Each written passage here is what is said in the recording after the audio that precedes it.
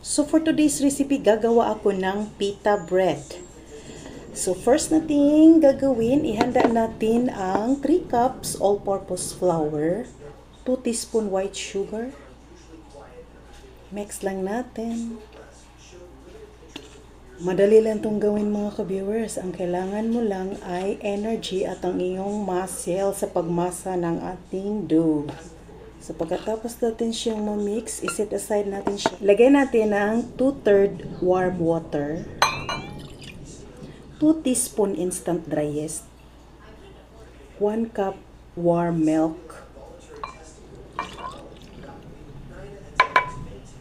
i-mix na natin. Ito na ang ating dry ingredients.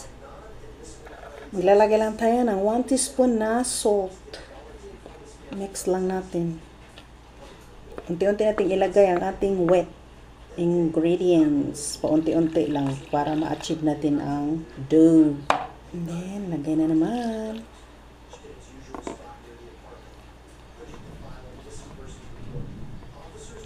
So, dito sa part na to, kailangan na natin ang power ni Son Goku.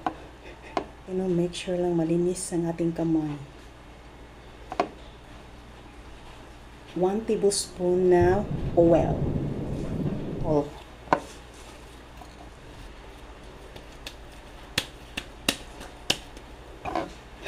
Maglalagay lang tayo ng kaunting oil sa bowl at spread lang natin. I-rest lang natin ng 30 minutes. Think twice.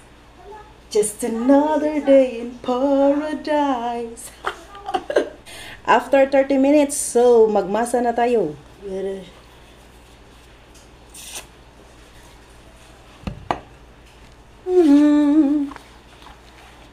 So okay na ito, no? Pwede na itong hiwain.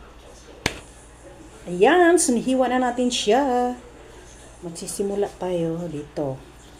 Ganyanin nyo lang siya, oh. Rolling pin. Kung wala kayong rolling pin, pwede nyo gamitin ang ng cling wrap para ma-flat ang inyong dough. Ganito siya ka-smooth, oh. Ito yung perfect na dough. Maganda ang resulta sa ating pita. Okay, tapos na rin, no? So, ipapakita ko sa inyo. So, tara, mag-start na tayong So, ilagay na natin ang ating look at this. Wow! Naluto na rin ang ating pita bread. Ang ganda ng pagkakaluto mga ka-viewers.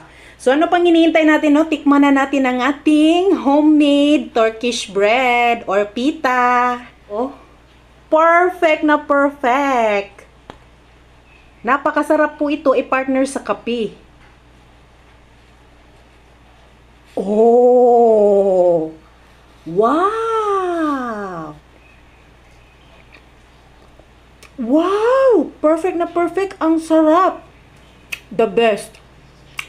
Saktong-sakto lang talaga ang timpla.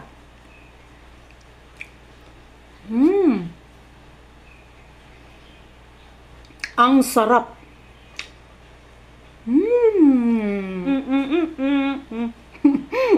Lami kayo.